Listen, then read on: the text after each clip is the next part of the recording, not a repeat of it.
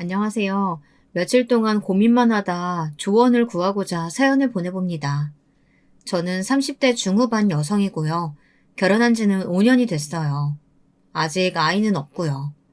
저는 원래도 아이를 낳을 생각이 별로 없었거든요. 그런데 요즘 남편이 자꾸 이제는 더 늦기 전에 아이를 가져야 하지 않겠냐며 졸라대는데 제가 어떤 결정을 내려야 할지 도무지 판단이 안 서서요. 여러분께서 제 이야기 들어보시고 저라면 어떻게 하실지 의견을 보태주셨으면 합니다. 어디서부터 이야기하면 좋을까요? 먼저 저희의 신혼생활부터 거슬러 가보는 것이 맞겠네요. 결혼 정년기에 두 남녀가 만나 저희는 제법 순조롭게 결혼 생활을 시작했어요. 특히 경제적으로 남부럽지 않은 출발을 할 수 있었는데요. 그 이유는 양가 부모님이 결혼할 때 금전적으로 지원을 많이 해주셨기 때문이에요. 요즘은 부모 재산이 중요한 시대라고들 하잖아요. 맞는 것 같아요. 결혼할 때부터 시댁에서 큰 도움을 주신 덕에 저희는 신혼 때부터 이미 새 아파트를 대출 없이 장만할 수 있었거든요. 저희 친정에서도 그에 걸맞는 혼수를 최고급으로 넣어주셨고요. 뿐만 아니라 저희 친정에서는 여자도 조금이라도 달마다 들어오는 수입이 있어야 한다며 꼬박꼬박 월세가 들어오는 오피스텔 두 채를 제 앞으로 해주셨어요. 두 집안의 경제력이 차이가 나면 결혼 준비할 때 잡음이 많을 수밖에 없다고 하더라고요. 그런데 저희는 시댁이 일찍이 자수성가를, 저희 친정도 꽤 큰 사업을 하셔서 각종 부동산 재산도 많으시고 꾸준히 들어오는 월 수입도 많고 노후 준비도 확실히 해두셨어요. 그렇게 저희 부부는 아주 순조롭게 그리고 남부럽지 않은 출발을 할 수가 있었죠. 저도 재력 있는 시댁이 나쁘지 않았지만 남편은 정말 누가 봐도 티가 나게 저희 친정집에 돈이 많다는 걸 좋아했어요. 왜 여자들끼리 만나면 은근히 남편 자랑하잖아요. 요즘은 남자들도 그렇게 와이프 자랑들을 한대요. 남편도 마찬가지였어요. 친구들끼리 만나면 부인 전공이 뭔지, 대학은 어디 나왔는지, 직업은 뭔지, 요즘은 그런 거 다 공유한다고 하더라고요. 와이프 연봉부터 시작해서 처가에서 이거 해줬다, 저거 받았다, 이런 이야기들을 은근히 자랑하고 또 부러워들 한다네요. 한 번은 저희 결혼 전에 청첩장도 줄 겸 남편 친구들 모임에 제가 따라간 적이 있었거든요. 말로만 듣던 와이프 자랑 대회가 진짜 열리더라고요. 남편은 저한테도 친정이 부자라는 걸 얼마나 좋아하는 티를 냈는데요. 친정 아버지가 오피스텔을 양도해 주셨을 때는 어찌나 저를 그윽한 눈빛으로 쳐다보던지. 아빠가 오피스텔 양도해 주신다는 거 이번 주면 서류 마무리 될 것 같아. 조만간 월세 내 통장으로 들어올 거야. 아버님께 감사하다고 말씀드렸지? 나도 내일 전화 한번 꼭 드릴게. 아버님이 외동딸 시집 보내려고 하시니까 든든히 이것저것 많이 해주시네. 정말 감사하고 당신한테도 너무 고마워. 우리 집에 아들 있었음 국물도 없었어. 딸만 있으니까 이런저런 지원 다 나한테 오는 거라고. 좋지? 나도 너무 좋아. 우리 매달 월세 들어오면 그걸로 뭐 할까? 적금 하나 더 넣을까? 아님 주식 괜찮은 거 알아볼까? 저도 막 유세를 부렸죠. 능력 있는 친정이 제 뒤에 딱 버티고 필요할 때마다 금전적으로 넉넉히 지원해 주시니까 얼마나 든든하던죠.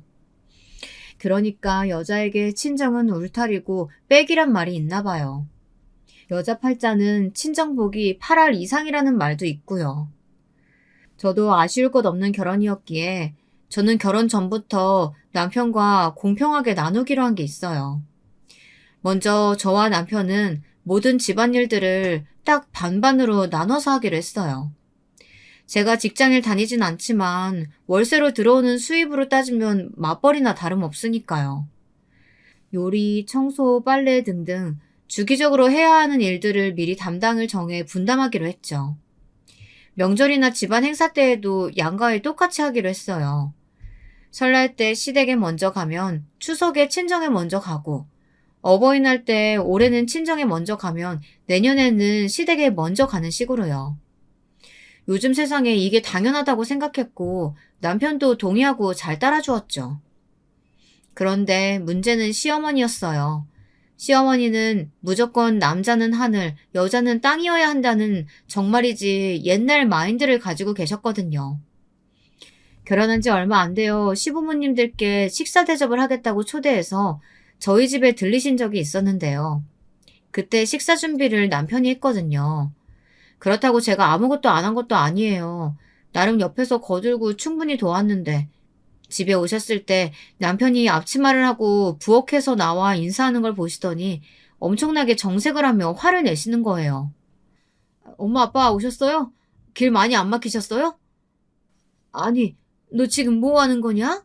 네가 왜 앞치마를 메고 부엌에서 나와? 남편은 허둥지둥 앞치마를 벗으며 시어머니께 설명을 드렸는데 들을수록 더욱 역정을 내시더라고요. 글쎄, 뭐라고 하는지 아세요? 요즘 젊은 사람들은 들으면 참 경악할 만한 발언들을 하셨습니다. 엄마 아빠 드릴 음식 준비하고 있었지. 나 혼자 한 게 아니고 둘이 같이 했어. 거의 다 했어요. 아유, 서서 이러지지 마시고 얼른 손 씻고 오세요. 음식 다 식어요. 아니, 가만히 있어봐라. 이게 그냥 넘어갈 일이 아니야. 시부모님 모셔놓고 이게 무슨 경우 없는 짓이냐? 상차림을 왜 여자가 안 하고 남편을 시켜? 얘, 네가 한번 말해봐라. 매일 오는 것도 아니고 처음 오는 시부모님 대접하는 밥상 차리는 게 그렇게 싫어서 남편을 부엌에 들락날락하게 만드는 게 지금 잘하는 짓이고 자랑할 짓이라고 내 앞에서 이 꼴을 보이는 게냐? 정말 어이가 없었어요. 아니, 시부모님 밥상은 꼭 며느리가 차려야 한다고 어디 대한민국 법전에라도 쓰여 있답니까? 황당했지만 나름 또박또박 이유를 설명해 드렸죠. 그게 아니고요, 어머님. 저희 친정부모님이 오실 때는 제가 나서서 음식 차려요. 오늘은 어머님, 아버님 식사 이이가 직접 손수 차리고 싶다고 해서 그러자고 한 거예요. 그리고 어머님, 요즘 세상에 무조건 여자만 부엌에 들어가야 한다는 법이 어디 있어요? 아무래도 부모님들 초대해서 식사 준비할 때는 평소 상차림보다 훨씬 신경 많이 쓰게 되니까 그게 혼자 하기엔 영 힘들기도 하고 그래서 둘이 같이 해야죠. 게다가 양가 부모님들이 좋아하시는 음식들도 다르시고 간을 어떻게 하는 걸 좋아하시는지는 각자가 더 잘 알지 않겠어요? 이게 다 어머님, 아버님 정성껏 음식 만들어 대접해 드리려다 보니 둘이 역할을 나눠서 준비했다고 그렇게 예쁘게 봐주시면 안 될까요, 어머니? 내 살다 살다 별꼴을 다 보겠구나. 아무리 세상이 변하고 요즘 젊은 사람들이 어떻게 생각하는지는 모르겠지만 나한테 있어서는 절대 있어서는 안 되는 일이야. 절대 네 남편 부엌에 들이지 말아라. 내 한 번만 더 이 꼴 보면 정말 가만히 있지 않을 거야. 나름 애교 섞인 말로 설명을 해드렸지만 시어머님은 들은 채도 안 하시더라고요. 저도 더 이상 말 안 하고 그냥 포기했어요. 그렇다고 앞으로 남편을 부엌에 들이지 않을 생각은 절대 없었고요. 그냥 시어머니가 뭐라고 하던지 말던지 저희가 하던 대로 제가 하고 싶은 대로 하기로 살려고 진즉부터 마음먹고 있었거든요. 그러다 보니 시어머니와는 사사건건 부딪히는 일이 많았습니다. 제가 은근히 느끼고 있는 게 하나 있었는데요. 시어머니가 은근히 저나 저희 친정에게 자격지심을 가지고 있다는 것 같다는 생각이 들었거든요. 글쎄, 시어머니는 늘 저희 친정과 시댁을 비교하는 거예요. 저희 친정집이 서울의 좋은 동네에 고급 빌라인 걸 아시곤 기가 죽기 싫으셨는지 지금 너네 친정집 시세가 한 50억까진 안 하지? 살아보니까 꼭 부자들만 그런 데를 사는 건 아니더라고. 내 친구들도 보면 사는 데는 그냥저냥 검소하고 깔끔한 동네 사는데 알고 보면 참 알짜배기 부자들이 많거든. 사실 나도 예전에 그 동네 아파트가 하나 당첨이 됐었는데 그때 분양가가 5억, 6억짜리라서 그냥 품팔기 귀찮아서 말았거든. 근데 그게 지금 20억 가까이 하잖니? 아등바등 그런 데를 살려고 하는 사람들도 있고 형편되는 사람들이 오히려 간소하게 사는 일도 많은 법이지. 이런 말을 대놓고 하시는 거예요. 또 한 번은 저희 외가에 대해서 어디서 듣고 아셨는지 너희 외가가 유명한 악기회사를 가업을 하고 있다며? 내 듣고 보니까 참 반갑지 뭐야? 내가 15년 전쯤인가? 신문에서 그 회사 사정 어려운 것 같아서 후원금 내려다가 말았잖니. 나도 어렸을 때 그 악기 배운 적도 있어서 관심이 좀 있었거든. 후원계좌 아무리 알아봐도 찾기 어려워서 그냥 어떻게 되겠거니 하고 말았었는데. 어떻게 지금은 좀 자금 사정이 괜찮아졌다고 하시니? 이런 말씀도 하셨어요. 저희 외가요? 뭐 사업이란 게 다 그렇죠. 가끔 휘청거릴 때도 있지만 생판 모르는 남의 후원금까지 받을 정도로 어려운 적은 없었을 거예요. 지금도 대기업까지는 아니지만 우리나라에서 손꼽히는 탄탄한 기업이고 저희 사촌들이 잘 물려받아서 가업을 이어가고 있고요. 제가 봤을 땐 저희 시댁도 재산 수준이나 경제력이 남들보다 높은 수준인 건 맞아요. 근데 엄밀히 따져보자면 시어머님 말처럼 유서 깊은 남들이 다 알만한 회사를 대대로 운영하는 외가에 부촌에 살고 계시는 부모님의 그래도 저희 집이 더 잘 사는 편에 속하거든요. 근데 시어머니는 그걸 받아들이기 정말 힘들어하는 거예요. 아무리 저희 친정집을 깎아내리려고 해도 제가 눈 하나 깜짝하지 않자 이번에는 작전을 바꾸신 것 같았어요. 갑자기 저희 집에 온갖 잡스러운 물건들을 퍼나르기 시작하시는 거예요. 상상도 하기 싫은 끔찍한 물건들이었습니다. 그 물건들이 대체 뭐였는지 아세요? 저도 시어머니가 저희 집 초인종을 누를 때마다 그것도 싫었는데 문을 열어드렸을 때 시어머니 손에 들린 물건들을 볼 때마다 정말 진전머리가 쳐지더라고요. 어머니 오셨어요? 오실 땐 미리 연락 좀 하고 오시라니까요. 어머, 이번엔 또 그게 뭐예요? 응, 이건 이 형님이 애기 낳았을 적에 쓰던 천기적인데 너 나중에 애기 낳으면 쓸 일 있을까봐 가져왔어. 네? 천기적이요? 요즘 세상에 누가 그런 걸 써요, 어머니. 다 일회용 기저귀 쓰죠. 게다가 남이 오줌 싸고 똥 쌀 때 쓰던 걸 저더러 쓰라고요? 아니, 다 떠나서 어머님, 저 아직 임신도 안 했거든요? 당분간 계획도 없고요. 도로 가져가세요. 제가 기함을 하며 천기저귀를 못 본 걸 본 취급을 하자 시어머니가 방방 뛰시더라고요. 예, 그 일회용 기저귀란 게 얼마나 환경오르문 덩어리인데 건강에 안 좋아. 그걸 갓 태어난 애기 살갗에 갖다 대니? 난 내 핏줄들이 그런 환경에서 자라게 하고 싶지 않다. 그리고 이거 다 네 형님이 3번 넘게 깨끗이 삶은 거야. 오늘도 내가 오기 전에 한 번 더 삶으라고 해서 그렇게 힘들게 준비해 둔 건데. 아니, 그리고 넌 여자가 한 집안에 시집을 왔으면 애를 낳아서 대를 이어야지. 무슨 애를 계획식이나 세워가지고 가지니? 당연히 가지는 거고 생기면 감사하게 남는 거지. 1년 안에 나는 우리 집안 핏줄 꼭 하나 더 태어나는 걸 봐야겠으니까 그리 알고 잘 챙겨둬라. 그날요. 남편이랑 연애하고 결혼하면서 그렇게 대판 싸운 건 그날이 처음이었어요. 싸웠다기보단 제가 일방적으로 퍼부은 꼴이지만요. 어머니 정말 왜 그러셔? 이거 봐. 어머니가 오늘 우리 집에 뭘 가지고 오셨는지 알아? 이게 뭔데? 천기저귀야, 천기저귀. 형님이 쓰시던 걸 나보고 물렸으래. 이게 말이 된다고 생각해? 엄마도 참, 뭐 이런 걸 무겁게 들고 오셨대. 그냥 둬. 내가 내일 나가면서 버릴게. 그뿐인 줄 알아? 엊그저께는 나보고 시이모님 돌아가셨는데 그 집에서 쓰던 쇼파 가져갈 생각 없냐고 전화도 하셨었어. 그래? 가져오려고? 내가 미쳤어? 남이 쓰던 걸, 아니 친척이라고 해도 돌아가신 분이 쓰시던 걸 내가 왜 가지고 와? 내 말은 어머님이 나한테 자꾸 어디 적선을 해도 욕먹을 만한 물건들을 자꾸만 갖다 주신다는 거야. 나 정말 스트레스 받아. 왜 그러시는 거야 대체? 당신은 어머님이 왜 그러시는 거라고 생각해? 글쎄, 그래도 자기 생각해서 힘들게 가져다 주시는 거 아니야? 아니, 절대 아니지. 이건 날 무시하셔서 나는 그 정도 급의 물건 써도 되는 사람이라고 깎아내리려고 그러시는 거야. 설마 어머님이 그렇게 생각하시지 않으셨다고 하더라도 나는 어머님의 반복되는 행동이 그런 의도가 있다고밖에 안 느껴져. 그러니까 앞으로 절대 그러시지 못하게 좀 해줘.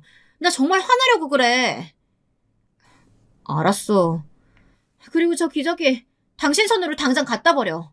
아무튼 여자가 당당하고 편한 꼴을 못 보는 시어머니는 호시탐탐 저를 괴롭히시려는 것 같았지만 제가 눈 하나 깜빡했는 줄 아세요?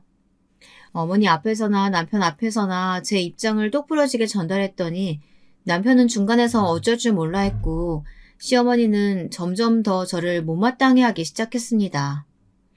추석 때의 일이었어요. 설날 때 시댁에 먼저 갔기에 추석에는 당연히 친정에 먼저 가려고 준비를 하고 있었죠. 그런데 시어머니가 아침부터 전화를 하신 거예요. 예, 제사 지내려면 빨리 음식 준비해야 되는데 왜 아직도 코빼기를 안 비추니? 지금 시간이 몇 시인데? 네? 어머님 못 들으셨어요? 저희 이번 명절에는 친정부터 가기로 했어요. 뭐? 그게 무슨 소리야?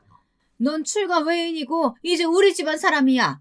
명절 때 친정 문턱도 못 밟던 시대가 있었다. 근데 어딜 먼저 간다고? 그게 지금 말이 되는 소리냐?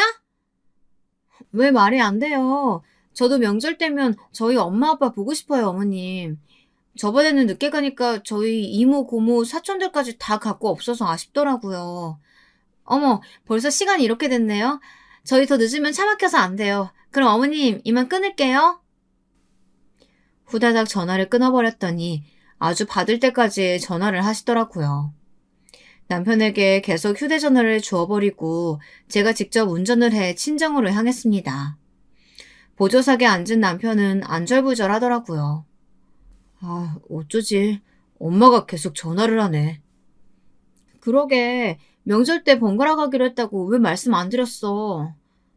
분명 이렇게 난리를 치실 게 뻔해서. 아무튼 난 몰라. 자기가 알아서 해. 모레 갈 때도 이렇게 화내시면 어떡해. 나 너무 무서워.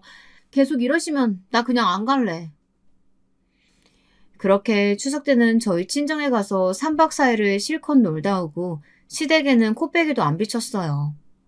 그랬더니 시어머니는 바짝 약이 오르신 것 같더라고요. 그러고 한 2주가 지났나요? 시어머니가 아주 급한 일이 생긴 것처럼 시댁으로 오라고 호출을 하셔서 얼른 가봤죠. 근데 어떤 일이 있었는지 아세요? 제 입으로는 도저히 창피해서 친구들에게는 말도 못할 것들인데요. 아무래도 초장의 며느리 길을 잡아야겠다는 생각이 드셨는지 김장때도 아닌데 김치거리를 어디서 한 무더기를 사오셨더라고요.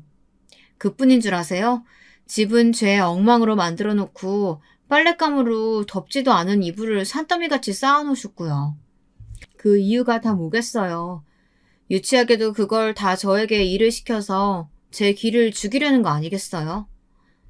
어머, 어머님, 이게 다 뭐예요? 내가 오늘 하루 날 잡아서 김치도 좀 담그고 집안 대청소하려고 준비를 하고 있는데 늙어서 그런 건지 준비를 하는 것만으로도 몸살이 걸렸지 뭐냐. 네 형님 혼자만 하기에는 좀 힘들 것 같아서 내가 너도 불렀다. 둘이 좀 같이 하거라. 어머, 형님도 부르셨어요? 근데 이걸 다요? 저는 힘들어서 못할 것 같은데. 아니 그럼 누가 해? 아픈 애가 끙끙거리면서 이걸 다 해야겠냐? 그럼 몸 좀 회복하시고 다음 주에나 하시면 안 될까요? 하라면 할 것이지. 젊은 애가 뭔 토를 다는 게 그렇게 많니? 아무튼 나는 병원에를 좀 다녀야겠으니까 시킨 일들 다 마무리해 놓거라. 아, 김치는 조금씩 골고루 담아봐라. 너희 아버지가 요새 막 담근 깍두기를 좋아하셔. 저 물을 깍두기 담는 데만 쓰지 말고 동치미도 좀 담궈 놓고. 그럼 나 간다. 그렇게 꽁무니를 빼버리시는 거예요. 이윽고 형님이 도착했는데 형님은 그동안 시집살이를 얼마나 당하셨는지 놀라지도 않더라고요. 아휴, 이게 다 뭐야. 며느리 휘어잡기 또 시작하셨어. 고무장갑 어딨어? 얼른 해치우자. 어머님 고집 있으셔서 그냥 해달라고 해주는 게 몸도 마음도 편해지는 길이야. 형님, 저는 정말 힘들어서 못해요. 그러지 마시고 제가 좋은 방법이 하나 있어요. 여러분이라면 이 상황에서 어떻게 할 것 같으세요? 저는요, 당장 집에 전화를 걸었어요. 아주머니 안녕하세요. 저예요. 저 혹시 주위에 오늘 하루만 집안일 해주실 분 소개해 주실 수 있을까요? 일당은 두둑하게 쳐드릴게요. 한두 분? 아니, 세 분이 오셔도 좋을 것 같아요. 오래전부터 저희 집안 일을 봐주시던 도우미 이모에게 전화를 걸어 몇 분만 당일치기로 일할 분을 소개해달라고 했죠. 그랬더니 30분도 안 돼요. 솜씨 좋은 분들을 3분이나 보내주셨더라고요. 그 덕에 저랑 형님은 커피나 마시면서 수다를 실컷 떨고 있었어요. 그 사이 그 산더미 같은 일들도 금방 끝나더라고요. 시어머니는 저녁이 되어야 집에 돌아오셨고 들어서자마자 깜짝 놀라더라고요. 집안은 반짝반짝 광이 날 정도로 깨끗해져 있었고 각종 맛깔나게 담궈진 김치에 이불까지 깨끗하게 빨아서 다 넣어두었고요. 근데 저희는 아주 힘든 기색 하나 없이 말끔하니 이게 무슨 일인가 싶으신 것 같더라고요. 아니, 이게 다 어떻게 된 일이야? 어머님 병원에서는 뭘 하세요? 괜찮으시대요? 몰라. 며칠 더 지켜보고 병원에 또 오래. 아니, 그나저나 이걸 진짜 너네 둘이 다 한 거냐? 혹시 사람 쓴 거 아니야? 어머, 눈썰미도 좋으셔요. 맞아요, 어머님. 제가 아주머니들 좀 불러서 도와달라고 했어요. 그렇다고 집을 비운 건 아니고요. 옆에서 하시는 거 다 지켜보고 그랬으니까 걱정 마세요. 뭐? 내가 언제 사람 부르랬냐? 너네 보고 직접 하랬지? 어머님, 제가 말씀드렸잖아요. 저 이런 일 할 줄도 모르고요. 힘들어서 못한다고요. 어쨌든 다 깔끔하게 마무리됐으니까 된 거 아니에요? 사실 제가 어머니의 이런 성향을 몰랐던 건 아니에요. 결혼 전에 놀러 오라고 하셔서 몇 번 놀러 간 적이 있었거든요. 가끔 형네 부부도 함께 초대해서 식사한 적이 몇 번 있었는데 시어머니가 묘하게 아니 대놓고 형님을 며느리로서 대접하는 것이 아닌 무시하고 하대하는 듯한 발언을 많이 하시더라고요. 그때 직감했죠. 아, 어머님한테 잘못 걸리면 시집살이를 단단히 하겠구나 하고요. 예, 이게 상 다 차린 거니? 찌개는 없어? 네? 국 있어서 찌개는 따로 안 끓였는데. 너는 없는 집에서 자라서 그런 건지 애가 왜 이렇게 손이 작아? 한 집안에 큰며느리시게나 되는 애가 엄연히 찌개랑 국은 다르지? 우리 밥상에도 찌개랑 국은 따로 끓여서 냈는데 오늘따라 왜 이러니 얘가? 여러분, 100번 양보해서 이해를 해보자고 해도 유복하신 저희 부모님도 그래요. 가끔 찌개도 끓이고 국도 내고 그럴 때도 있죠. 근데 매 끼니마다 누가 찌개랑 국을 같이 끓여서 먹는데요. 거기다가요, 기껏 찌개 하나에 남의 집이 가난하니 우리 집이 부자니 들먹이는 건 정말 너무하잖아요. 근데 그뿐만이 아니었어요. 어머님은 형님을 머리끝부터 발끝까지 구박하고 또 무시하는 그 이유는 오로지 단 하나, 형님의 집안이 시댁보다 가난하다는 것이었어요. 시어머니는 은근히 저에게 형님 뒷담화를 많이 하시는 거 있죠. 글쎄 너희 형님은 내가 처음에 결혼을 반대 좀 했어. 집안이 워낙 차이가 많이 나서 말이야. 그래도 큰며느리는 좀 가풍 있는 집안에서 자란 그런 우아한 며느리 얻고 싶었는데 그 계획이 네 형님 때문에 다 물거품 돼버렸지 뭐니. 아휴 내 팔자야. 그래서일까요? 형님은 그래도 자신보다는 당당하게 시어머니에게 할 말 다 하는 저를 부러워하기도 했고 저에게 늘 지고 많은 시어머니를 고소해하기도 했죠. 나는 어머님이 말을 저렇게 하셔도 결혼할 때 집도 해주시고 애들 학원비며 이것저것 금전적으로 도와주시는 게 많으니까 뭐 찍소리도 못하지 뭐. 그리고 아버님 회사도 언젠가 애들 아빠가 물려받아야 될 텐데 아버님 성격에 수틀리면 국물도 없는 거 알지? 그러니 어쩌겠어. 내가 설설 기는 수밖에. 그런데 동서는 가끔 보면 참 당당하게 할 말 다 해서 가끔 내 속이 다 시원하다니까. 어머님 당황해하시는 모습 보면 대리만족이랄까. 뭐 그런 게 느껴지기도 하고. 근데 어머님도 참 심보가 고약하신 게 가난한 집에서 시집왔다는 죄로 나를 그렇게 무시하셔서 부잣집 딸은 함부로 못 대할 줄 알았더니 그것도 아니네. 그렇게 형님이 보기에도 저와 시어머니의 갈등은 나날이 깊어지고 있었죠. 그러던 어느 날이었어요. 남편이 그렇게 타고 싶다고 노래를 부르던 차가 있었거든요. 마침 남편 생일이 다가오니 그 틈을 타 남편이 엄청나게 저를 조르는 거예요. 지금 타는 차는 어머님 드리고 우리는 새 차를 사서 타자고 말이에요. 아, 여보, 그 차가 이번에 새로 출시하면서 인기가 엄청 많아졌다니까? 지금 예약 안 하면 차 나올 때까지 적어도 1년은 기다려야 된대. 다음 주에 내 생일이잖아. 생일 선물로 그 차 사면 안 돼? 마침 엄마가 차 사는데 돈 좀 보태줄 수 있다고 했어. 어머님이 차 사는데 돈을 보태주신대? 이번에 갯돈 타는 것도 있고 아빠랑 형 몰래 나 준다고 했어. 대신 내가 타던 차 엄마 달래. 엄마가 탄다고. 좋아. 나도 그 차 타보고 싶긴 했어. 대신 한 가지 조건이 있어. 그동안 자기가 어머님 앞에서 무조건 내 편 들어주고 내가 하자는 대로 다 잘해줘서 큰맘 먹고 허락하는 거라는 것만 알아도. 앞으로 더 잘해라. 정말? 와, 너무 고마워, 여보. 난 정말 장가 잘 간 놈이야. 보셨죠? 저희는 이렇게나 사이가 좋은 부부였습니다. 둘 사이는 정말 아무런 문제가 없었다니까요. 그런데 문제는 시어머니가 정말 문제였습니다. 차를 사기로 결정하고 나자 시어머니께서는 득달같이 전화를 걸어 생색을 내시더라고요. 얘, 내가 차 사는데 돈 보태준다는 소리 들었니? 네, 어머니, 안녕하세요.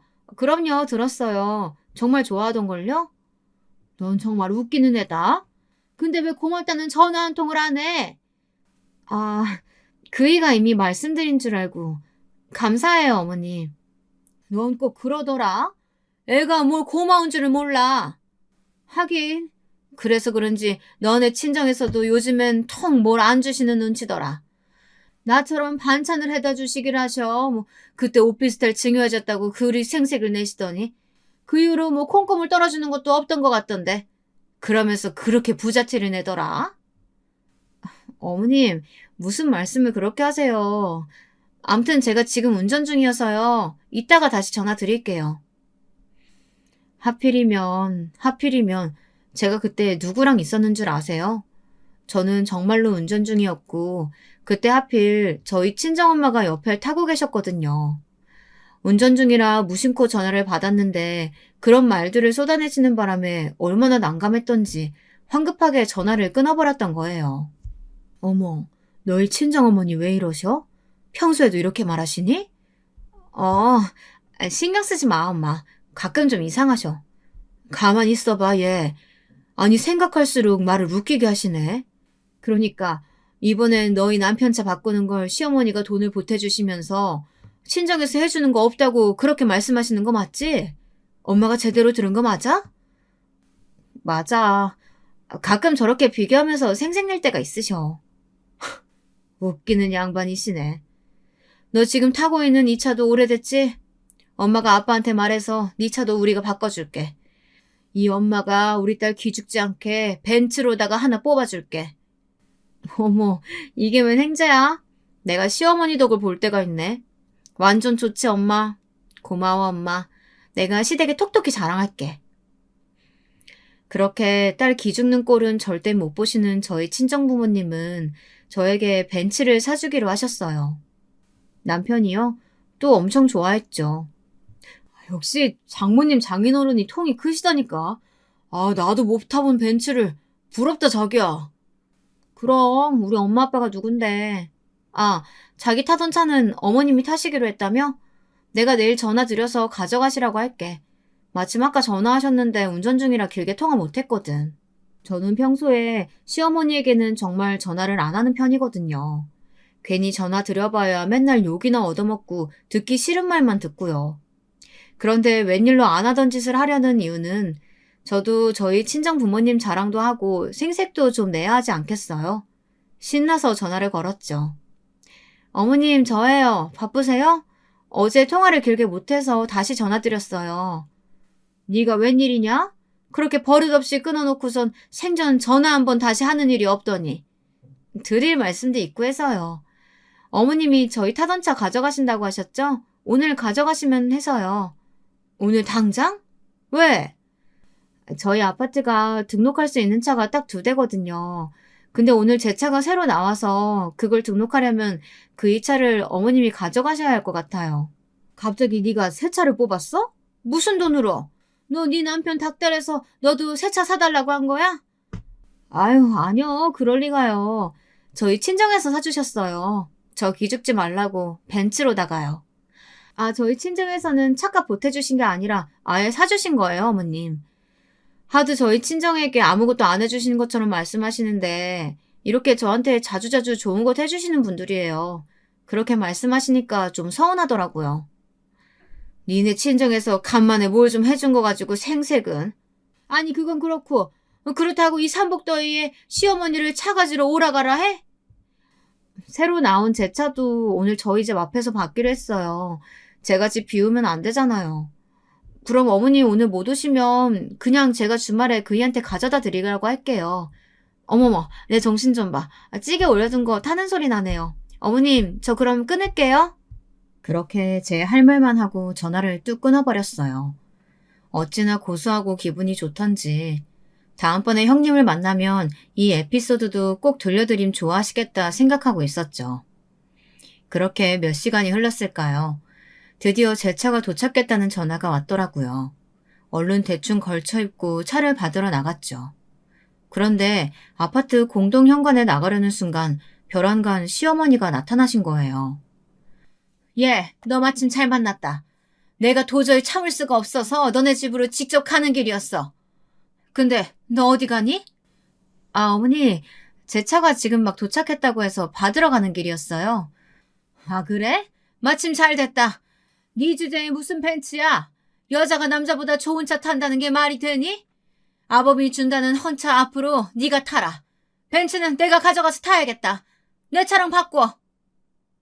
시어머니는 마침 도착한 차 앞으로 달려가서 강제로 차 문을 확 여는 게 아니겠어요.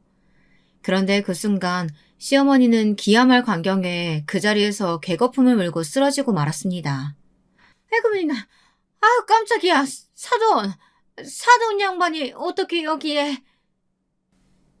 그 차에는 저희 친정 아버지가 타고 계셨던 겁니다.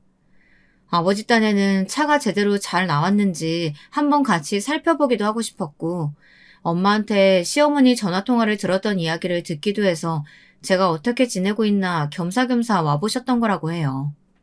근데 그런 꼴을 보게 되었다니. 게다가 아버지는 시어머니가 저에게 하는 말을 다 듣고 화가 단단히 나셨더라고요. 안녕하세요, 사부인. 뜻밖의 계기로 이렇게 오랜만에 뵙습니다. 그간 잘 지내셨죠? 아이고, 제가 집에서 막 달려나와서 차림이 말이 아닌데.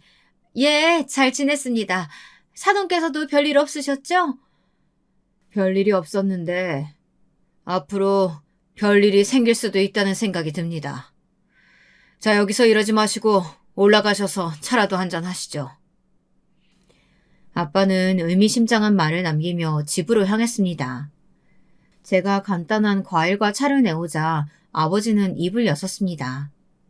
시어머니요, 완전히 가시벙석에 앉은 모양이셨죠. 제가 아까 본의 아니게 사부인께서 하시는 말씀 다 들었습니다만 제가 사부인을 자주 뵌 것은 아니지만 그래도 교양도 있으시고 기품도 있으신 것 같아 참 좋게 봤었어요. 오늘 제가 갑작스럽게 보게 된 모습은 정말 당황스럽네요. 참 속이 상하더군요. 원래 이렇게 저희 딸한테 막무가내로 대하셨습니까? 아버지가 점잖게 조목조목 따지기 시작하니 시어머니 얼굴빛이 빠르게 변하더라고요. 아니, 뭘 어떻게 들으셨는지는 모르겠지만 오해입니다. 따님을 어찌나 똑부러지게 키우셨는지. 얘가 제 말에 눈 하나 깜짝하는 애도 아니에요. 아까는 전화로 버릇없이 자기 할 말만 하고 끊길래 흥분해서 달려오는 바람에.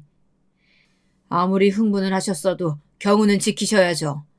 원래 윗사람이라는 게 아랫사람이 경거망동한다고 해서 똑같이 행동하면 격이 떨어지는 법입니다. 사회적 지위도 있으시고 아들, 며느리, 손자까지 주위에 보는 눈도 많은데 사랑스러운 막내 며느리를 그렇게 대하셔야 되겠습니까? 시어머니는 도저히 안 되겠다 싶었는지 적반하장으로 나오기 시작했습니다. 사랑스러운 막내 며느리요?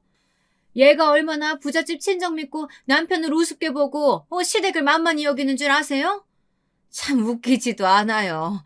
맨날 친정에서 이거 해줬다 저거 해줬다 자랑만 하는데 원래 친정에서 그 정도는 시댁에서 우리 딸 좀 잘 봐주십사 하는 마음으로 그렇게 다 해주는 거 아닌가요? 딸 가진 죄인이라는 말도 있잖아요. 시어머니의 경악스러운 태도와 말에 아버지는 정말로 화가 단단히 난 것 같았습니다.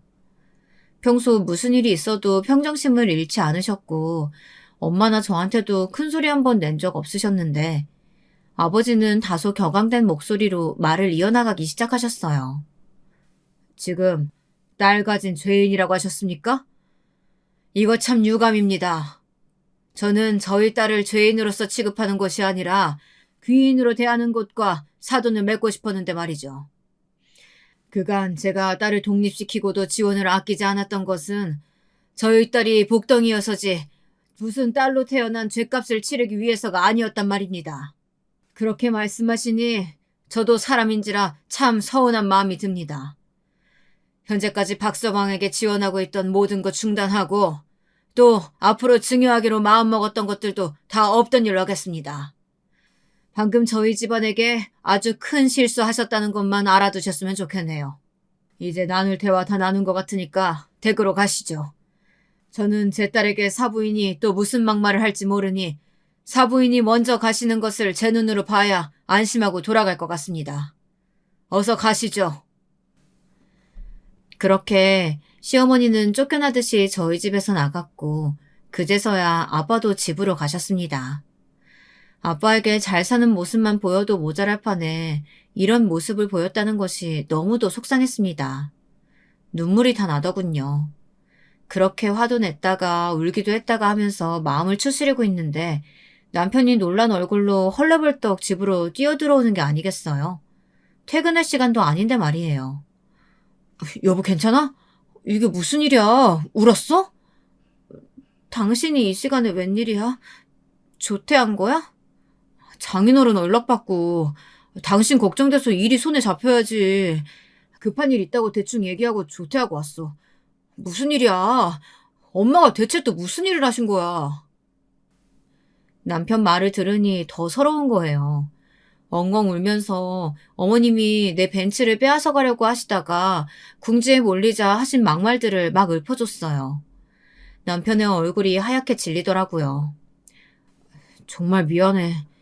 내가 뭐라고 할 말이 없다. 장인어른께도 너무 죄송하고. 나는 정말이지. 내가 뭘 잘못했는지 모르겠어. 솔직히 나 같은 며느리가 어딨어? 나 시집 오기 전에 소개팅이며 선짜리며 정말 많이 들어왔었어. 집안이 좋은 것도 정말 많았고 남자들 직업도 하나같이 변호사, 의사, 회계사 이런 사자 달린 직업들 뿐이었다고. 근데 난 당신을 선택했어.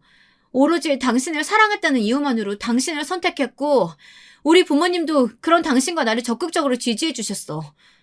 근데 이게 다 뭐야? 내가 뭘 잘못했어? 내가 왜 어머님께 이런 수모를 겪어야 돼? 당신 잘못 없어. 다 내 잘못이야. 내가 내일 모든 거 다 수습해볼게. 사실 시댁에 시시콜콜 말하진 않았지만 친정에서는 앞으로도 지원해주겠다고 하셨던 게 정말 많았어요. 조만간 절차가 마무리되는 대로 현금 10억 원을 상속해 주시기로 했었죠. 그 다음 순서로 소형 상가도 하나 증여해 주시기로 했었는데 아버지는 그걸 다 취소해 버리셨어요.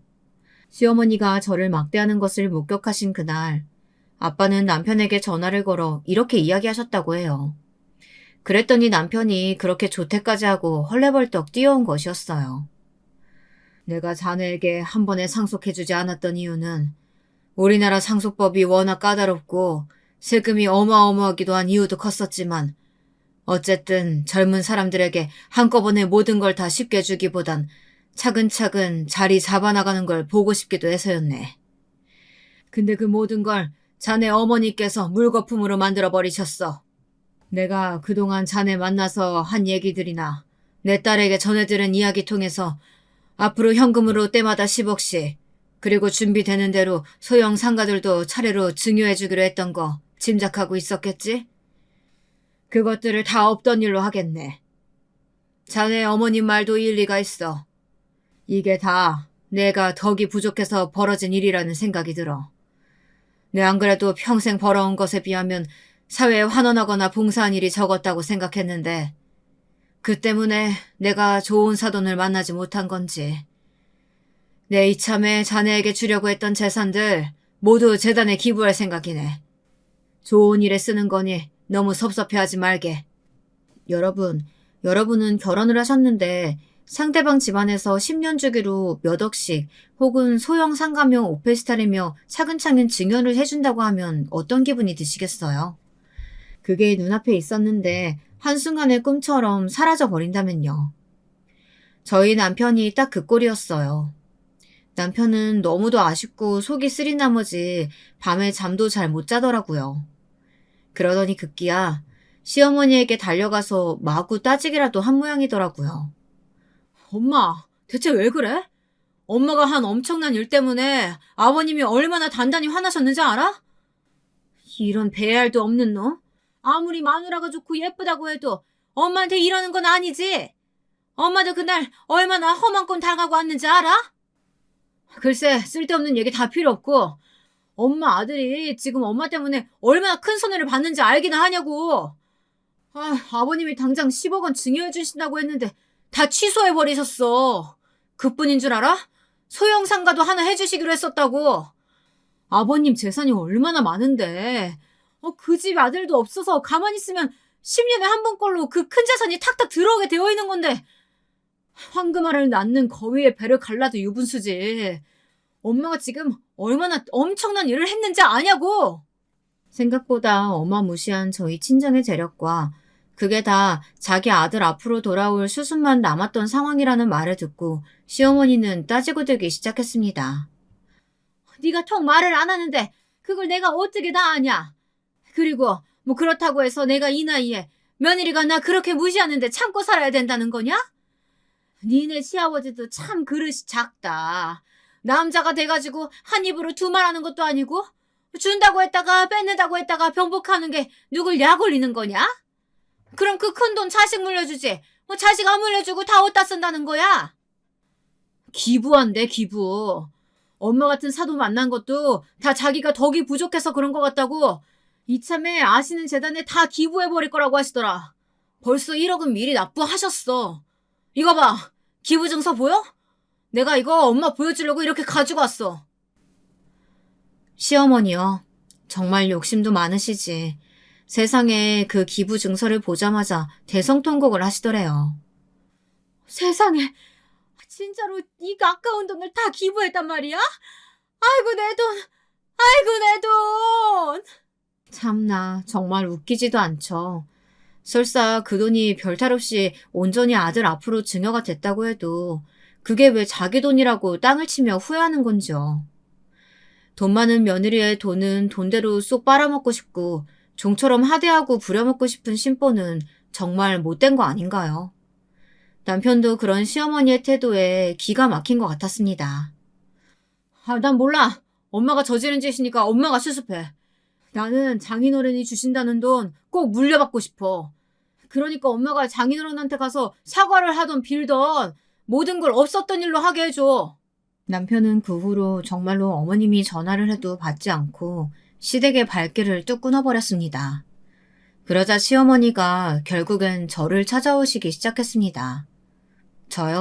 저는 정말 시어머니를 다신 보고 싶지 않았어요. 한참을 초인종을 누르시고 문을 두드려도 열어드리지 않았죠. 그렇게 한 달쯤 됐을까. 그날도 어김없이 집 앞에 찾아오셨는데 그날은 고민이 되더라고요. 문을 열어드릴까 말까 고민하다가 뭐라고 하실지 드러나 보자는 생각에 문을 열어드렸어요. 어머님은 오늘도 맥없이 돌아가야 하나 싶었는데 뜻밖의 수학에 반색을 하면서 들어오셨죠. 이전과는 확연히 달라진 태도였어요. 문 열어줘서 고맙구나. 내가 이렇게 여러 날 너네 집 문을 두드린 건 사과하려고 온 거야. 정말로 미안하다. 사돈어른께서 그렇게 깊은 뜻이 있는 줄도 모르고 내가 정말 경솔했다. 일단 들어오세요, 어머니. 앉아서 대화 나눠요. 그래, 고맙다. 고마워.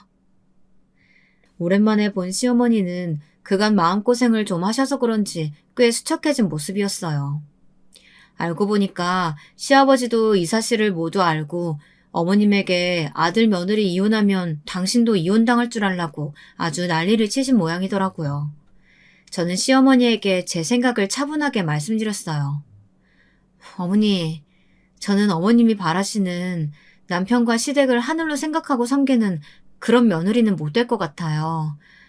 보셔서 아시겠지만 저희 집 분위기부터가 아버지가 절대 엄마나 저를 함부로 대하지 않으셨어요. 저는요, 어렸을 때부터 힘든 집안일은 엄마를 시키기보단 아버지가 직접 나서서 하시는 걸 더 많이 보고 자랐고요. 저희 할머니, 할아버지도 엄마를 귀하게 대접해 주시기만 하셨지, 막 시집살이 시킨다거나 하는 일도 절대 없으셨어요. 만약 그런 일이 있으셨다면 지금 그이가 그러하듯이 저희 아버지도 가만히 있지 않으셨을 거예요. 제가 할 도리를 다 하지 않겠다는 게 아니에요. 저는 앞으로도 제가 그이의 아내로서 또 며느리로서 해야 하는 일들은 다 할 거예요. 그치만 죄인처럼 노예처럼 어머님이 어떤 말을 하시던 감내하는 일은 없을 거예요. 그래야지. 당연히 그래야지. 네 말이 다 맞다. 네 말이 다 맞는 말이야. 그럼 지금껏 내가 한 모든 일들 다 용서해 주는 거냐? 용서하고 말고 할 게 뭐가 있겠어요. 저에게는 앞으로 안 그러시면 되죠. 그런데 하나, 저희 부모님께는 꼭 사과해 주셨으면 좋겠어요. 알겠다. 알겠어. 그렇게 시어머니는 울면서 집에 돌아갔고 며칠을 망설이는 것 같더라고요. 고민이 되셨겠죠. 평생을 남자는 하늘, 여자는 땅이라는 생각을 가지고 살아오신 분이 사돈에게 고개를 숙여야 한다는 것이 얼마나 자존심이 상하셨겠어요. 그러더니 작심하고 저희 친정 부모님께 찾아가서 사과를 했다고 합니다. 제가 못난 마음 먹고 복덩이 같은 며느리 몰라보고 이렇게 큰 잘못을 했습니다. 귀한 자식 믿고 보내주셨는데 험한 꼴 보시게 해서 정말 죄송합니다. 앞으로는 이런 일 없게 딸처럼 귀하게 대하면서 살아보려고 합니다. 부디 노여움 푸시고 저희 아들에게도 말을 꼭 좀 전달해 주세요. 그렇게 시어머니의 사과를 끝으로 불거졌던 갈등은 어느 정도 수습이 되었습니다. 제가 이번에 깨달은 게 하나 있어요. 친정 유산이 워낙 많다 보니 언제든 이혼해도 잘 살 수 있다는 생각에 시댁 식구들에게 거리낄 게 없이 당당하게 사라지더라고요. 그렇다고 친정이 가난하다고 주눅들거나 당당하지 못하게 살아야 한다는 말은 아니에요. 어쨌거나 다들 누울 자리 보고 다리를 뻗으라고 약한 사람만 골라 못되게 갑질하는 사람들에게는 그 배로다가 강하게 나가면 절대 함부로 대하지 못한다는 이야기를 하고 싶은 거예요. 그게 다 인품과 인격으로 드러나는 거 아니겠어요? 어른으로서 먼저 베풀고 보듬고 잘 대해줘야 아랫사람들도 우러러보고 따르는 법이죠. 지금도 보면요. 저희 남편은 시어머니와 시아버지에게보단 저희 엄마 아빠에게 더 잘해요. 누군 그러대요. 다 친정 돈 바라보고 그런 거 아니냐고요. 아무렴 어때요? 어쨌거나 길지도 않은 인생 앞으로 잘해드리면 그만이죠. 이렇게 마음이 편해지고 보니 제 얼굴도 참 좋아졌나 봐요. 동기 모임 나가면 친구들이 그러대요. 동창들 중에 보면 얘 팔자가 제일 좋은 것 같아. 우리 학교 다닐 때 보면 공부 잘하는 애 예쁜 애 얼마나 많았니?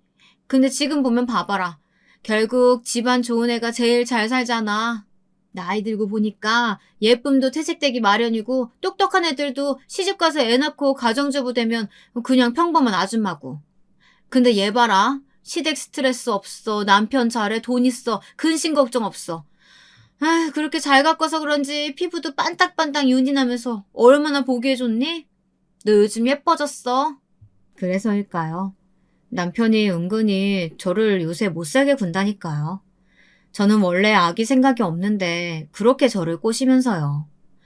자기야, 우리도 얼른 애기 낳으면 안 돼? 난 정말 자기 닮은 딸 낳고 싶어.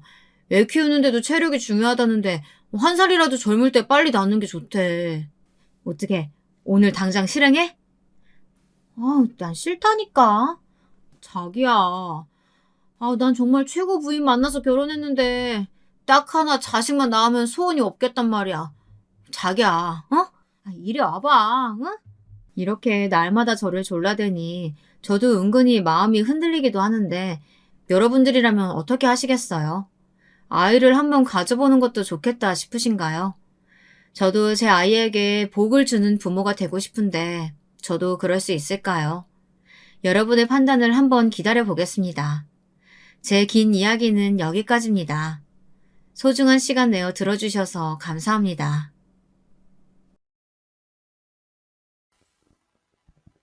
안녕하세요. 저는 지방에 살고 있는 60대 여자입니다. 남편과 귀농하여 산 지도 어언 8년이 다 되어 가네요.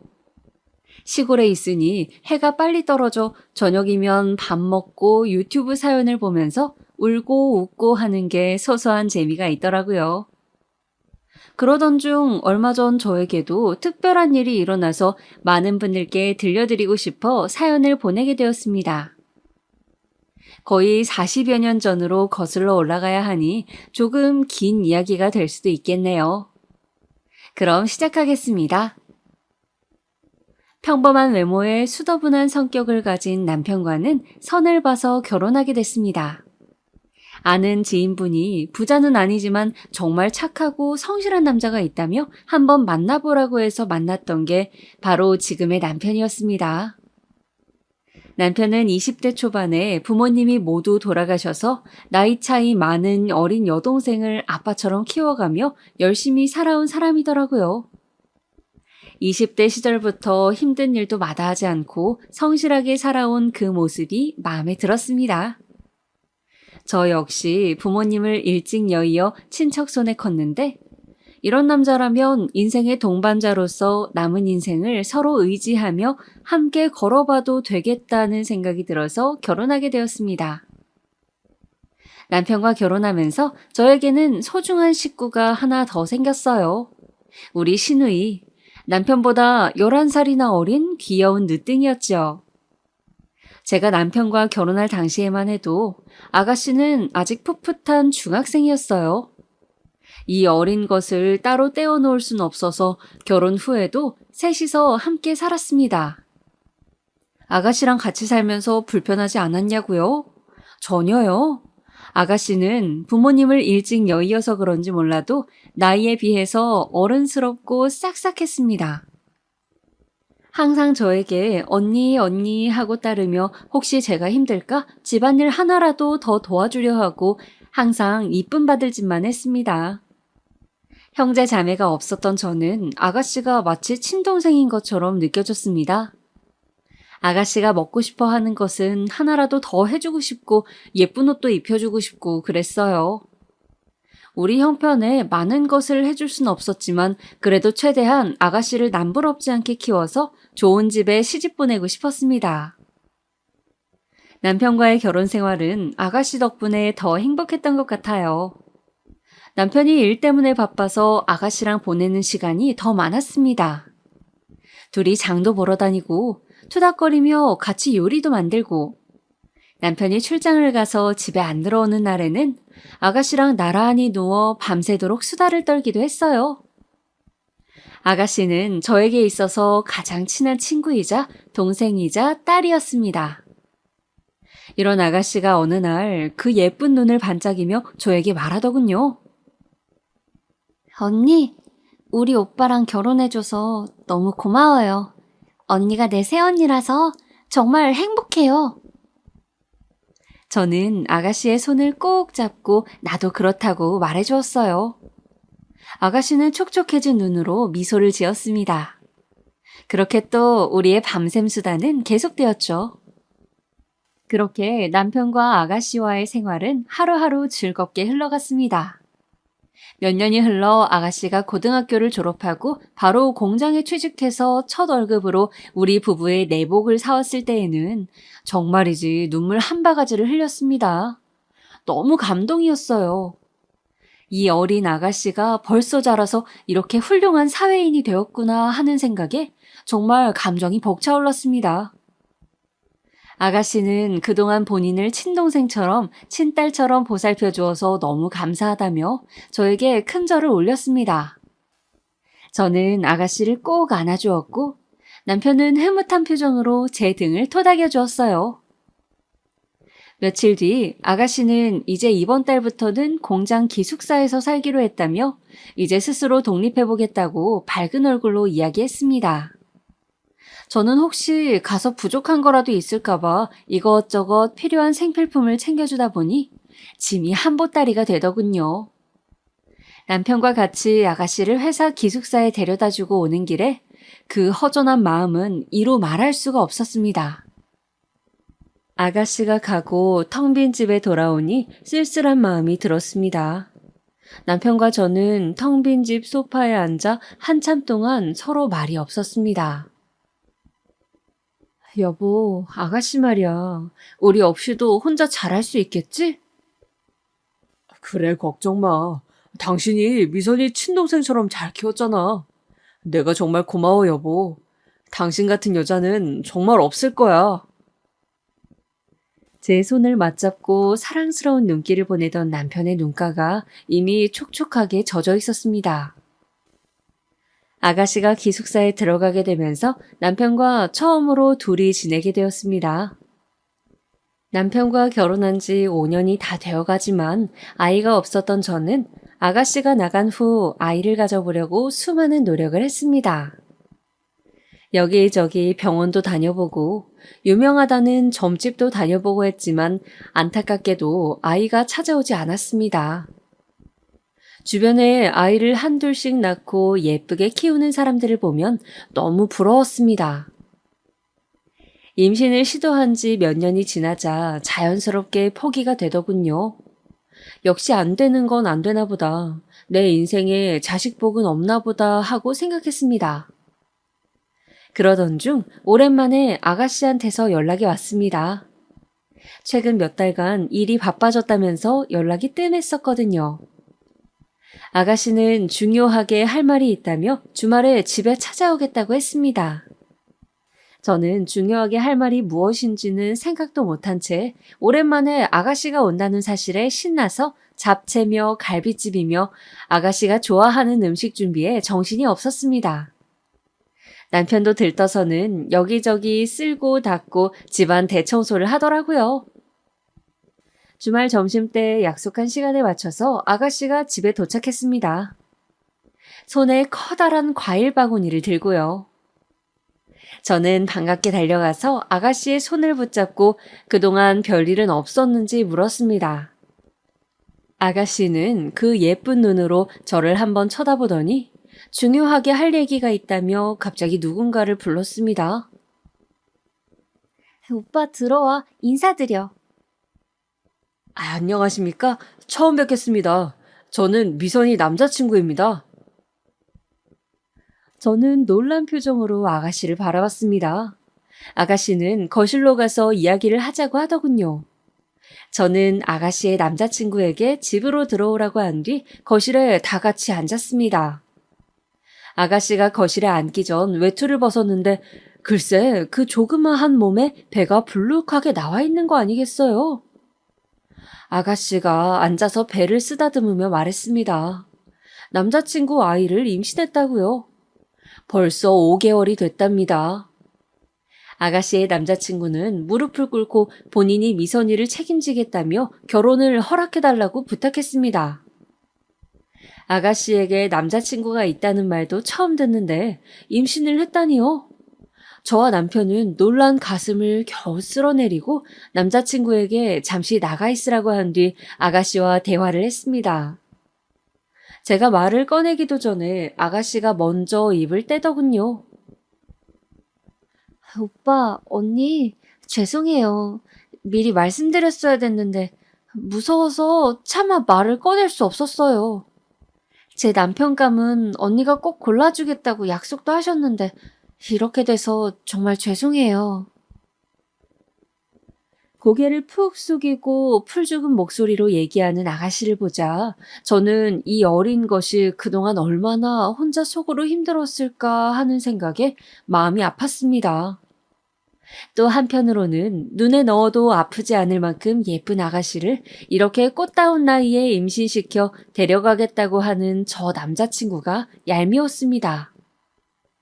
아가씨만은 정말 제가 잘 알아봐서 좋은 남자로 고르고 골라 시집 보내고 싶었는데 아가씨는 남자친구가 정말 좋은 사람이라며 걱정 말라고 저와 남편을 설득했습니다.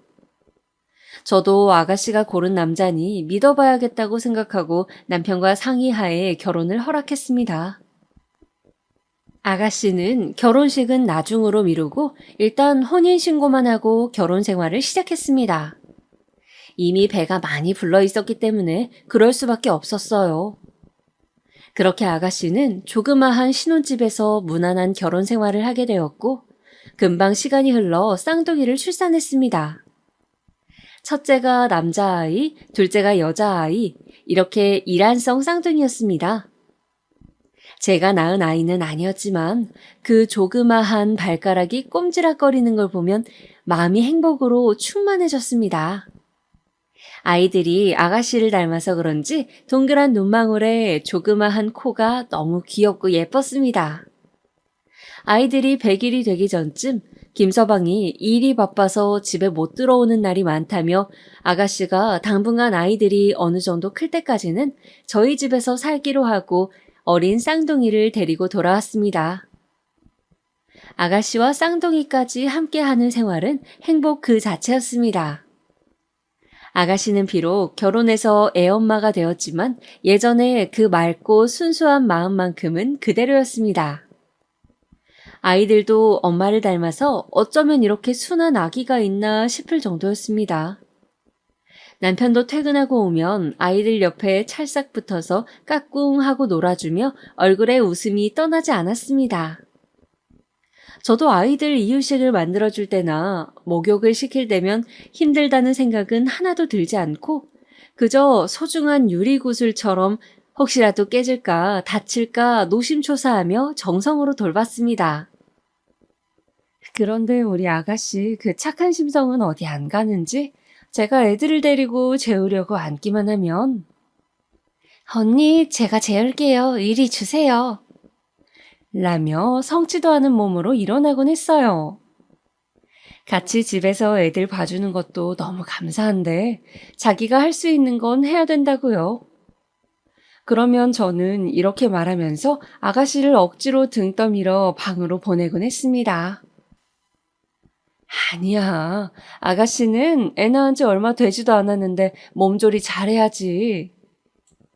우리 예쁜 아가씨 몸 상하면 내가 더 속상해서 안 돼. 얼른 가서 쉬어요. 어느 날 제가 평소처럼 큰아이를 재우고 있는 동안 작은 아이의 머리를 쓰다듬는 아가씨의 모습을 보자 저 작은 몸에 벌써 아이를 낳고 엄마가 된 아가씨가 너무 대견해서 눈가가 촉촉해졌습니다. 그러면서도 너무 행복해서 웃음이 났어요. 아가씨가 저희 집에 다시 들어온 이후로 남편과 저는 자기 전마다 항상 침대에 누워 아가씨 얘기, 쌍둥이 얘기하느라 시간 가는 줄 몰랐습니다. 아가씨와 쌍둥이 덕분에 남편과 저의 사이도 더 돈독해지는 것 같았어요. 아가씨가 저희 집에 들어온 이후 김서방을 본 적은 손에 꼽을 정도로 적었습니다. 평일에는 바쁘다고 집에 못 온다길래 다니던 회사에서 일이 많은가 했더니 여기저기 직장을 옮겨 다니며 자리를 잡지 못하고 있더라고요. 끈기가 없는 스타일이라 한 곳에 진득하니 다니질 못하고 조금만 힘들면 그만두곤 했습니다. 그러다 보니 벌어오는 돈도 시원치 않아 아이들 기저귀 값이며 뭐며 우리 부부 돈으로 해결한 적도 많았어요. 어느 날은 남편이 그런 김서방을 앉혀두고 애 아빠는 그러면 안 된다. 아무리 힘들어도 가장으로서 책임감을 가지고 성실하게 회사를 다녀야 한다라고 훈계도 해봤지만 그저 어른이 하는 잔소리라고 여기는 것 같았습니다. 그 후에도 나아지는 게 전혀 없었으니까요. 한편으로는 김서방도 아가씨처럼 어린 나이에 애 아빠가 됐으니 아직 철이 없는 거겠지, 언젠가는 나아지겠지 하고 생각했습니다. 그 이후에도 김서방은 평일에는 어디서 자는 건지 집에도 거의 안 들어오고 주말에만 잠깐 와서 아이들을 보고 갔습니다. 도대체 어디서 생활하는 거냐 물어도 대답을 이리저리 피하기만 하더라고요. 그러던 와중 주말에 아가씨 방에서 크게 싸우는 소리가 들려 가보니 아가씨 부부가 심하게 싸우고 있었습니다. 아가씨는 바닥에 주저앉아 턴곡을 하고 있었고요. 저희 부부가 방에 들어가서 무슨 일이냐고 묻자 김서방은 방문을 쾅 닫고 집을 나가버렸어요. 집이 무너져라 턴곡하고 있는 아가씨를 겨우겨우 달랜 후 퉁퉁 부은 아가씨의 입에서 나온 이야기는 가히 충격적이었습니다. 그동안 김서방이 밖에서 다른 여자와 두 집 살림을 차리고 있었다는 게 아니겠어요? 평일에 그 여자네 집에서 먹고 자고 생활하며 애까지 임신했답니다. 세상에, 아직 쌍둥이들이 두 돌도 안 됐는데 그 여자는 임신 6개월이라네요.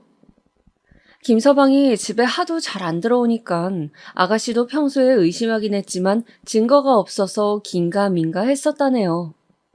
그런데 이번에 아예 들켜버리고 만 거죠. 김서방은 자기는 쌍둥이 키울 자신 없다며 네가 임신해서 어쩔 수 없이 책임진다고는 했는데 막상 결혼 생활 해보니 못하겠다는 막말을 내뱉었답니다. 김서방은 그날 집을 나간 후 연락이 두절되었어요. 저와 남편은 그 상대 여자가 누군지 찾아내어 집으로 찾아가 보려고 했지만 김서방과 하도 평소에 교류가 없었던 탓에 정보를 얻기가 쉽지 않았습니다. 아가씨는 그날 이후로 방에 틀어박혀 하루 종일 울기만 했어요. 기운 내라고 맛있는 음식을 차려줘도 입맛이 없다며 먹는 둥 마는 둥 하고 가만히 쌍둥이의 얼굴을 바라보다가도 갑자기 눈물을 흘리곤 했습니다. 생기있던 아가씨의 얼굴이 하루하루 빛을 잃어가고 말라갔어요. 저와 남편은 아가씨 걱정에 매일 밤잠을 설쳤습니다. 어떻게 하면 아가씨의 기분이 나아질까 고민하던 중 아가씨가 평소에 가고 싶어 했던 바닷가에 여행을 보내주면 좋겠다는 의견으로 뜻을 모았습니다. 저는 여행용 가방을 하나 사서 아가씨가 좋아할 만한 예쁜 원피스를 몇 벌 골라서 담았어요. 그리고 카메라와 밀짚 모자도 사서 넣어주었습니다. 그리고선 방에서 우울한 표정으로 혼자 생각에 잠겨있던 아가씨를 불러 얘기했어요. 아가씨, 기분 전환할 겸 바닷가에 여행 좀 다녀오는 거 어때요? 평소에 가고 싶어 했잖아. 쌍둥이들 키우느라 매일 집에만 있어서 답답했을 텐데 내가 쌍둥이 잘 돌보고 있을 테니까 걱정하지 말고 다녀와요. 필요한 건 내가 다 여행 가방에 넣어놨으니까 가서 사진도 많이 찍고 푹 쉬다 와요. 아가씨는 알듯 말듯한 표정을 짓고 한참을 가만히 있더니 저를 보고 싱긋 웃었어요. 언니, 고마워요. 아가씨는 여행 얘기에 갑자기 의욕이 생겼는지 그날부터 밥도 잘 챙겨 먹고 조금은 밝아졌습니다. 저와 남편은 여행 보내주기로 한 계획이 성공했다며 기뻐했어요. 며칠 뒤 아가씨는 잘 다녀오겠다는 인사와 함께 여행을 떠났습니다. 저는 장난감을 가지고 놀고 있는 쌍둥이들에게 가서 말했습니다. 얘들아, 엄마 푹 쉬게 며칠만 외숙모랑 놀자. 엄마가 건강해야 너희도 좋은 거야.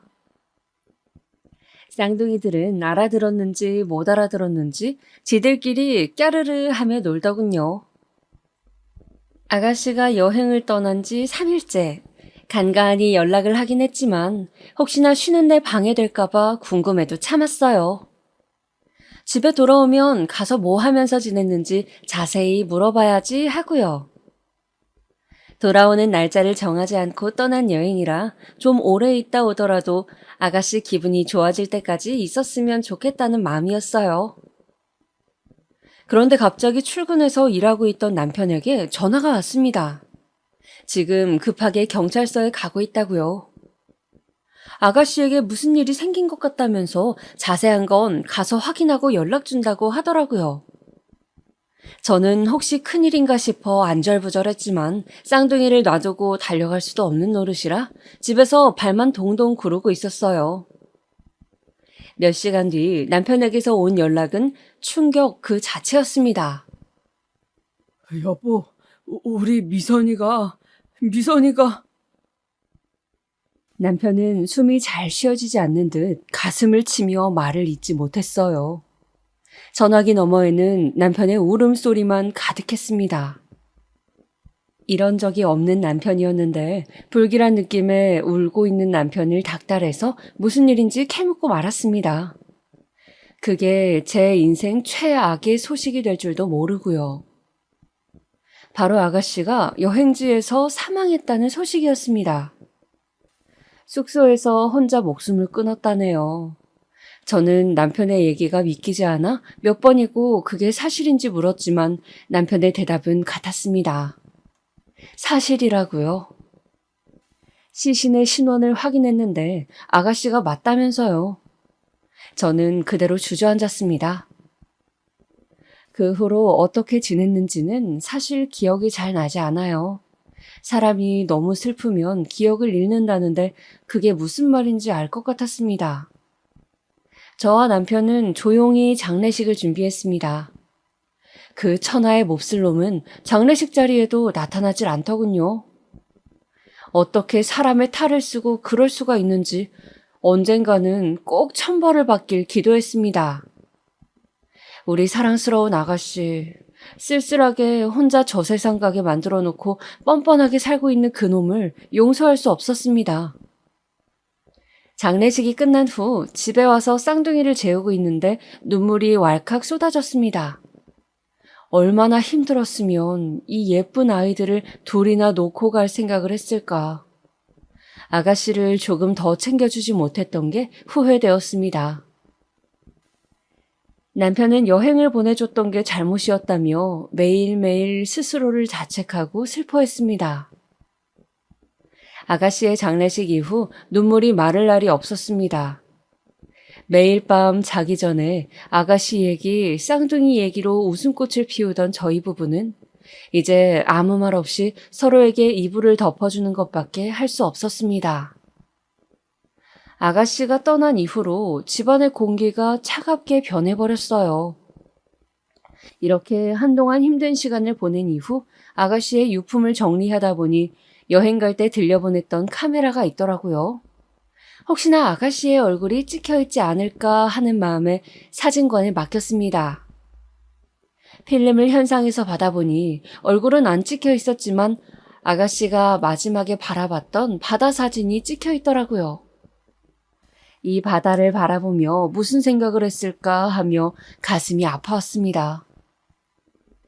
이 바다 사진은 나중에 쌍둥이들 크면 줘야겠다고 생각하고 조그마한 상자에 소중히 넣어두었습니다. 장례식이 끝난 지 한참이 지난 후에도 김서방은 연락이 없더군요. 쌍둥이들 키울 자신이 없다더니 이렇게 나 몰라라 하는 건가 봅니다. 저도 쌍둥이들을 이제 어떻게 해야 하나 고민하고 있던 차에 남편이 먼저 얘기를 꺼냈습니다. 여보, 우리 쌍둥이들 우리 자식이다 생각하고 키우면 어떨까? 이 핏덩어리들 남의 손에 맡길 순 없잖아. 제발 부탁이야, 여보. 남편은 오래 고민하고 말한 듯 떨리는 목소리로 말하더군요. 저는 생각에 잠겼습니다. 그동안 쌍둥이들을 내 자식처럼 예뻐하면서 정성으로 키운 건 맞지만 조카로서 키우는 것과 정말 자식으로 품는 것은 다르다고 생각했습니다. 더군다나 친아빠가 살아있는데 우리가 키우는 것이 맞나 싶었습니다. 남편은 제가 결정하지 못하고 고민하는 것처럼 보이자 눈물을 흘리며 애원하더군요. 꽃다운 나이에 동생이 먼저 가버린 것도 가슴이 미어지는데 조카들까지 보낼 수는 없다고요. 평생의 마지막 소원이라며 그렇게만 해준다면 죽을 때까지 저한테 잘하겠다면서요. 저는 남편의 눈물에 더 이상 고민하지 않고 고개를 끄덕였습니다. 저한테도 소중한 조카들이니까요. 아가씨를 예뻐했던 만큼 조카들에게도 그만큼 잘해줄 자신이 있었습니다. 하지만 이제는 조카가 아닌 딸 아들로서 잘해주겠다고 다짐했습니다. 그렇게 쌍둥이는 저희 부부에게 가슴으로 낳은 자식이 되었습니다. 세상에서 무엇과도 바꿀 수 없는 소중한 자식으로요. 쌍둥이는 워낙 어릴 때 엄마가 죽어서인지 죽음에 대한 개념도 알지 못했습니다. 아가씨가 죽은 후 일주일 정도는 엄마를 찾으며 울었지만 엄마가 없는 생활에 금방 적응을 하더라고요. 그리고 쌍둥이들이 말을 하면서부터는 자연스럽게 저를 엄마로, 남편을 아빠로 불렀습니다. 우리 부부 주변 사람들에게 가슴으로 낳은 자식이라고, 우리 자식이라고 쌍둥이를 소개했습니다. 주변에서는 저보고 대단하다며 어떻게 내 배 아파 낳은 자식도 아닌데 키울 수가 있느냐 하며 신기해했지만 저한테는 아무것도 아닌 일이었어요. 쌍둥이는 누가 뭐래도 제 자식이니까요. 누가 낳았건 그건 중요한 게 아니었습니다. 우리는 행복한 네 가족이었어요. 그나마 다행이었던 건 남편 하는 일이 잘 되는 편이라 쌍둥이를 키우는데 부족함이 없었던 점이었습니다. 혹시나 친엄마, 친아빠가 아닌 걸 알고 주변에서 놀림을 당하지는 않을까, 무시를 당하지는 않을까 하는 마음에 항상 좋은 것을 해주려고 노력했습니다. 저도 친부모 밑에서 크는 아이들에 비해 사랑을 덜 받는 느낌을 주지 않게 하려고 아이들이 클 때까지 집에서 아이들을 돌보는 데만 집중했습니다. 저희 부부의 마음이 전해졌는지 아이들은 별탈 없이 건강하게 잘 자라주었습니다. 몇 년이 지나 아이들이 학교에 들어갈 즈음 뭔가가 이상하다는 것을 알아채기 시작했습니다. 비록 쌍둥이를 저희 부부가 키우긴 했지만 정식으로 입양을 한 것은 아니기에 아이들 성과 남편의 성이 달랐기 때문입니다. 어느 날 큰아이가 물어보더군요. 친구들은 아빠랑 성이 같은데 자기는 왜 성이 다르냐고요. 남편과 저는 아이들에게 진실을 이야기해 줄 때가 되었다고 생각했습니다. 아직 어리긴 하지만 충분히 이해할 수 있을 거라고 믿었습니다. 얘들아, 너희 친구들은 부모님이 배 아파서 낳은 거 알고 있지? 너희는 엄마 아빠가 가슴으로 낳은 거란다. 하지만 우리가 너희의 엄마 아빠라는 사실, 그리고 엄마 아빠가 너희를 사랑한다는 사실은 변함이 없어. 그리고 쌍둥이를 배 아파서 낳은 친엄마는 하늘의 별이 되어 지켜보고 있다는 이야기도 해주었습니다. 별이 된 엄마가 얼마나 예쁘고 착했는지, 얼마나 너희들을 예뻐하고 사랑했는지도 이야기해 주었습니다. 쌍둥이들은 고개를 갸웃거리며 서로를 바라보더군요. 제가 한 말을 100% 이해한 것 같진 않았지만 어렴풋이 무슨 말인지 알아듣는 것 같았습니다. 혹시 어린 마음에 너무 충격을 받거나 상처받진 않을까 걱정했는데 다행히 그런 기색은 없었습니다. 그 이야기를 하고 난 후에도 평소와 다름없이 밝게 지내더라고요. 아가씨가 죽은 후 몇 년간 연락도 없던 김서방은 쌍둥이가 학교에 들어갈 나이가 되자 갑자기 돈 봉투를 들고 찾아왔습니다. 애들 초등학교 입학 선물이라도 사주고 싶다면서요. 남편은 김서방을 보자마자 어딜 감히 뻔뻔하게 여길 찾아오냐며 이딴 더러운 돈 필요 없다고 몽둥이를 들고 김서방을 내쫓았습니다. 남편한테 얻어맞긴 싫었는지 꽁지 빠지게 도망가더군요. 사람이 참 우스워 보였습니다. 남편은 김서방이 가고 나서도 한참 동안을 씩씩거리며 화를 가라앉히지 못하더니 결국 참지 못하고 울음을 터뜨렸습니다. 그동안 쌍둥이들 보면서 동생 잃은 슬픔을 잊어보려고 노력했는데 김서방을 보니 참아왔던 감정이 터진 것 같았습니다. 저도 순간 감정이 북받쳐서 남편을 부둥켜 안고 엉엉 울었습니다. 우리는 앞으로 저 나쁜 놈에게 보여주기 위해서라도 남부럽지 않게 쌍둥이를 키워야겠다고 다짐했습니다. 김서방은 그 이후에도 가끔씩 저에게 연락을 해서 쌍둥이의 소식을 묻곤 했지만 그때마다 저는 알 필요 없다고 대답하곤 했어요. 자식 버린 아빠가 무슨 권리로 소식을 궁금해하냐고 하면서요. 김서방은 그때 아이들을 버린 것을 후회한다고 했지만 그렇다고 다시 데려갈 형편은 안 된다고 하더군요. 그래서 저는 데려갈 형편이고 자시고 추후에도 아이들을 돌려줄 생각 일절 없으니 연락하지 말라고 했습니다. 건너 들리는 말로는 그때 바람났던 여자와의 사이에서 아이를 둘 낳고 살다가 이혼당했다고 하더군요. 아직도 제대로 된 직장 없이 여기저기를 전전하며 산다고요. 아가씨는 도대체 저런 놈이 뭐가 믿을 만하다고 덜컥 임신까지 해버렸는지. 뭐 지금 이런 생각해봤자 소용도 없지만요. 쌍둥이는 저희 부부의 보살핌 속에 학교에 들어가서도 무난하게 잘 자라주었습니다. 그런데 어느 날 딸아이가 학교에서 울었는지 눈이 퉁퉁 부어서 왔길래 무슨 일이냐고 물었습니다. 그랬더니 옆에 있던 큰아이가 말하더군요. 오늘 학교에서 친구들이 동생한테 너네 엄마 아빠는 친부모 아니라면서 놀렸다고요. 그래서 딸아이가 속상해서 울었답니다. 그러면서 큰아이가 하는 말이 엄마 근데 내가 그 친구들한테 뭐라고 얘기했는 줄 알아요? 우리 엄마는 나랑 동생을 가슴으로 낳았다고 했어요. 배 아파서 낳은 것보다 그게 훨씬 대단한 거라고 했어요.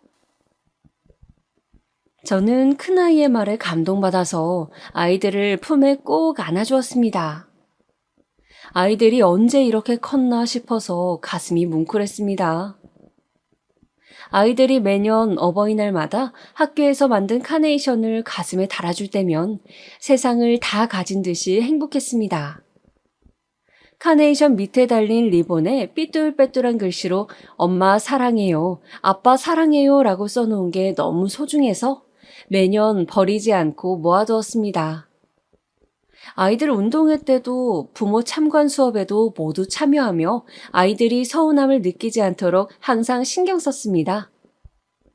나중에는 친부모 아니라고 놀리던 친구들도 너네 엄마 아빠가 제일 부럽다는 말을 했다고 아이들한테서 들었을 때에는 그래도 내가 아이들을 열심히 키우긴 했구나 하고 생각했습니다. 남들이 부러워하는 아이로 키우고 싶었거든요. 아이들을 키우면서 속상했던 일이 아예 없는 건 아니었습니다. 저는 괜찮았지만 주변의 시선이 문제였어요. 가끔 아이들을 데리고 시장에 갈 때면 어디선가 수근거리는 소리가 들려왔습니다. 아유, 검은 머리 짐승은 거두는 거 아니라던데 저 엄마는 뭔 생각으로 저러는지 몰라. 남의 자식 둘이나 저렇게 키우면 뭐하나? 다 키워놓으면 지 친아빠 찾아갈 텐데 죽 써서 개 준다. 아이고. 이런 소리가 들려올 때마다 당장 달려가서 따지고 싶었지만 혹시 아이들이 듣기라도 할까봐 속으로만 분을 사겼습니다. 내가 보란듯이 잘 키워서 그 말들 다 후회하게 해주겠다고 수천 번 다짐하면서요. 몇 년이 흘러 아이들이 친엄마의 죽음을 제대로 인식하고 나서부터는 아가씨의 길마다 아이들과 함께 산소에 찾아갔습니다. 아이들은 너무 어렸을 때여서 엄마 얼굴도 기억을 못했기 때문에 제가 가끔 아가씨의 사진을 보여주곤 했습니다. 아이들은 엄마도 예쁘고 친엄마도 예쁘다며 예쁜 엄마가 둘이나 있다고 좋아했습니다. 아가씨 산소에 가면 아이들은 고사리 같은 손으로 접은 카네이션을 아가씨의 무덤에 올려놓곤 했습니다. 그리고선 아이들이 양쪽에서 제 손을 꼭 잡고선 한참 동안 무덤을 바라보고 돌아왔습니다. 아이를 둘이나 키우다 보니 정신없이 시간이 훅훅 지나가더군요. 그 꼬물거리던 아이들이 어느새 자라 벌써 고등학교를 졸업하게 되었습니다. 아들내미는 물론이고 딸아이까지 제 키를 진작에 훌쩍 넘어버렸어요. 아이들은 고등학교 졸업 후 그럭저럭 성적에 맞춰서 대학교에 진학했습니다. 둘 다 공부에 뜻이 없었던지라 대학교 시절부터 아르바이트만 열심히 하더라고요. 두 아이가 같이 첫 알바 월급으로 빨간 내복을 사서 저희 부부에게 선물했을 때는 가슴이 쿵 내려앉는 기분이었습니다. 25년 전 아가씨가 첫 월급으로 내복을 선물했던 일이 선명하게 떠올라서요. 남편도 같은 기분을 느꼈는지 눈에는 눈물이 고인 채 멍한 얼굴로 허공만 응시하더라고요. 그날 저와 남편은 기쁨의 눈물을 흘렸습니다. 이후 아이들은 대학교를 졸업하고 취직을 하자마자 바로 독립을 했습니다. 마침 둘이 같은 지역에 직장을 구하게 되어서 남매끼리 같이 자취를 하겠다고 하더라고요. 저희 부부는 아이들에게 자취방을 구해주고 우리가 지금 사는 집은 정리하기로 했습니다. 이제 아이들도 스스로 살 수 있을 만큼 다 키워놓았고 그동안 고생했으니 시골에 내려가서 편안하게 살기로 했어요. 예전부터 남편이 귀농하고 싶다는 얘기를 했었는데 저도 언젠가 나이 들면 그러고 싶은 생각이 있었거든요. 남편이 마침 시골에 봐둔 땅이 있다고 해서 거기에 작은 집을 지어 살기로 했습니다. 저희 부부 둘이 살 거라서 방 2개짜리 작고 아담한 집을 지었습니다.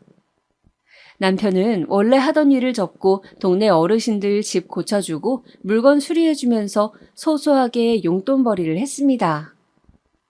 그래도 모아둔 돈이 조금은 있어서 당분간 생활하는 데 지장은 없었습니다. 저는 집 앞에 텃밭을 가꾸어 채소들을 심고 가꾸었습니다. 농사를 해본 적이 없어서 아직 형편없었지만 몇 년 더 해보다 보면 동네 시장에서는 팔 수 있지 않을까 해서요. 시골 생활은 정말 한적하기도 하고 바쁘기도 했습니다. 마음은 한적한데 몸은 바쁘다고 해야 할까요? 도시 생활을 접고 내려와서 산과 들의 맑은 공기를 마시니 마음은 참 한적한데 생각보다 해야 할 일도 많고 바쁘더라고요. 그래도 이런 생활이 참 좋았습니다. 아이들이 가끔 주말에 내려오면 마당에서 고기도 구워 먹고 즐겁게 보냈습니다. 아이들도 펜션에 놀러 온 것 같다며 좋아하더라고요.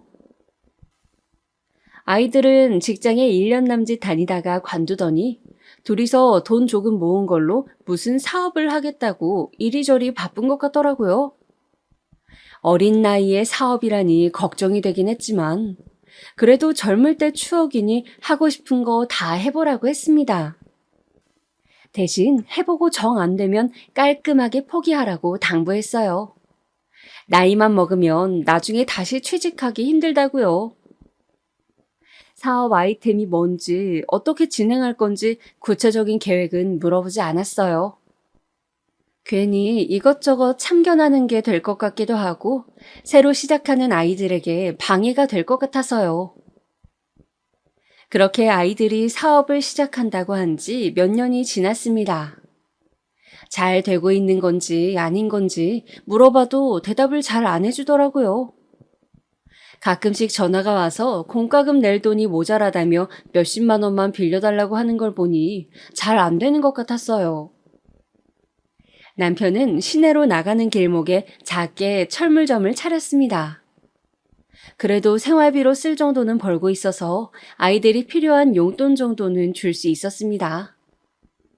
저도 농사가 어느 정도 손에 익고 나니 지금은 웬만한 채소는 직접 길러서 먹고 남는 건 동네 사람들 나눠주거나 남편 가게 옆에 펼쳐놓고 팔기도 했습니다. 아이들만 잘 되면 더할 나위 없이 행복한 삶이었어요. 그렇게 시간이 흐르고 흘러 벌써 아이들이 30대가 되었네요. 저도 이제는 눈가에 주름이 자글자글한 60대가 되어버렸어요. 세월이 참 빠르죠. 사실 아이들이 30살을 넘으면서부터는 걱정이 되기 시작했어요. 사업이 잘 안 되면 얼른 취직 자리를 알아보라고 잔소리를 하기도 했습니다. 하지만 아이들은 알겠다고 대답만 하고 실제로는 어떻게 하고 있는지 모르겠더라고요. 그래도 이 나이 먹기까지 남매가 싸우지도 않고 같이 뭔가 해보겠다고 사이좋게 지내는 걸 보니 그것만으로도 다행이다 싶었습니다. 그리곤 얼마 전 어버이날이었습니다. 아이들은 어버이날이라고 또 선물을 바리바리 싸들고 시골에 내려왔어요. 엄마 아빠 먹으라며 비싼 한우에 홍삼에 속으로는 고마웠지만 겉으로는 이런데 돈 쓰지 말고 너희 맛있는 거 사 먹는데 쓰라고 괜한 잔소리만 했습니다. 아이들은 제 속을 아는지 모르는지 싱글벙글 웃기만 하더라고요. 그러더니 아이들이 선물이 또 있다면서 작은 상자를 내밀었습니다. 저랑 남편은 상자를 같이 열어보았어요. 그런데 웬 차키가 들어있더라고요. 어머, 이게 뭐니? 엄마, 아빠, 이리로 와보세요. 아이들은 저희 부부를 끌고 뒷마당으로 데려갔습니다. 뒷마당에는 커다란 대형 SUV 차가 세워져 있었어요. 제가 차종은 잘 몰라서 이게 얼마짜리 차인지는 잘 모르겠지만 딱 봐도 비싸 보이는 외제차였습니다. 저는 이게 무슨 일인지 몰라 아이들을 쳐다보았습니다. 엄마, 아빠, 이제 우리 이 차 타고 주말마다 같이 여행 다녀요. 저와 남편은 어리둥절해서 도대체 어떻게 된 일인지 아이들에게 물었습니다. 아이들이 해맑게 웃으며 이실직고 하더군요. 사실 몇 년 동안 사업이 생각처럼 잘 되지 않아 접을까 하던 차에 운 좋게도 대박이 터져 큰 돈을 벌게 된 이야기를요. 지금까지도 사업이 잘 유지되고 있어서 직원도 몇 명 채용하고 서울에 어엿한 사무실도 갖추게 되었답니다. 엄마 아빠를 깜짝 놀래켜 드리고 싶어서 여태까지 돈 없는 척, 잘 안 되는 척 연기를 해왔다고 하네요. 어떻게 몇 년 동안 저희를 깜빡 속일 수가 있는지, 이게 꿈인지 생시인지 분간이 안 되었습니다. 사업이 잘 되면서 너무 바빠져서 자주 내려오지 못했다며 죄송하다고 하더군요. 그래도 이제 직원들도 많이 채용하고 어느 정도 사업이 안정되어서 주말마다 엄마 아빠 모시고 여행 다닐 시간은 된다면서요. 저희 부부는 너무 기쁜 나머지 아이들을 껴안고 방방 뛰었습니다. 아이들이 부자가 되어서 기쁜 게 아니라 부족한 엄마 아빠 밑에서 남부럽지 않게 장성해 주어서 본인들만의 힘으로 이렇게 이뤄낸 게 너무나도 대견하고 기뻐서 덩실덩실 춤을 추었습니다. 남편이 아이들의 손을 잡고 이렇게 말했어요. 부족한 엄마 아빠 밑에서 이렇게 잘 자라줘 너무 고맙구나. 너희가 잘 되니 나는 이제 죽어도 여한이 없다. 아이들은 남편 보고 아빠는 뭘 그런 말을 하냐면서 이제 좋은 일만 남았으니 오늘은 신나게 놀자며 다 큰 나이에도 깍깍 소리를 지르며 뛰어다니더라고요. 그러다가 갑자기 둘째 아이가 큰아이의 손을 잡고 손가락을 입에 갖다 대며 쉿 하더라고요. 그러자 큰아이도 조용해졌습니다. 둘은 저희를 소파에 앉힌 후 그 앞에서 큰 절을 올렸습니다. 엄마, 아빠, 그동안 저희 이렇게 사랑으로 키워주셔서 감사합니다. 순간 큰 절을 하는 아이들 모습에 아가씨의 모습이 겹쳐서 보였습니다. 저는 벅차오르는 감정을 주체하지 못하고 주책맞게 울음을 터뜨렸습니다. 남편도 울고 아이들도 울고 한바탕 울음바다가 되었네요. 한참을 부둥켜 안고 울다가 딸아이가 웃음을 피식 터뜨리니 다 같이 푸하하 하고 집이 떠나가라 웃었습니다. 앞으로의 행복만 생각하면서요. 그 이후에는 많은 일들이 있었습니다. 아이들은 바쁜 와중에도 짬짬이 시간을 내어 내려와서 저희 집 옆에 작은 집을 하나 더 지었어요. 본인들이 결혼하면 가족들끼리 주말마다 내려와서 지내겠다고요. 그냥 별장이라고 생각하면 된다네요. 아이들이 서울에 올라가 있는 평일에는 저랑 남편이 그 집에 페인트 칠도 하고 청소도 하면서 지냈습니다. 아이들이 언제 결혼을 할지 모르겠지만 언젠가는 손주도 낳고 도란도란 3대가 모여서 지낼 생각에 행복해 하면서요. 그리고 남편의 철물점은 시내에 자리 좋은 곳으로 옮겼습니다. 그 옆에는 제 채소 가게도 조그맣게 열고요. 아이들이 엄마 아빠 쾌적한 환경에서 일하시라면서 인테리어도 깔끔하게 싹 해주었답니다. 그런데 너무 돈 벌려고 고생하지 마시고 재미로만 하라면서요. 노후는 자기들이 싹 다 책임지겠답니다. 말만이라도 고맙더라고요. 아이들 사업은 그 이후에도 계속 잘 되고 있습니다. 애들한테 장사 공부는 가르친 적 없는데 그쪽으로 머리가 타고났나 봐요. 역시 아이들을 믿고 기다려주길 잘했나 봅니다. 그리고 SUV 타고 주말에 여행 가자던 약속은 집이 다 지어질 때까지 잠시 뒤로 미뤄두었습니다. 집이 완성되었을 때 동네 사람들을 불러서 잔치도 했어요. 동네 사람들이 자식 농사 잘 지었다며 한마디씩 칭찬해 주셔서 저도 모르게 어깨가 으쓱했답니다. 여기가 우리 동네에서 자식 농사 최고로 잘 지은 집 아니요. 부러워 죽겠구먼. 부럽다, 부러워. 우리랑 사돈 맺을 생각 없슈? 검은 머리 짐승 거둔다고 욕먹던 제가 이제는 자식 농사 최고로 잘 지은 여자가 되었네요. 그때 시장에서 욕하던 사람들이 지금 모습을 본다면 뭐라고 말을 할까요?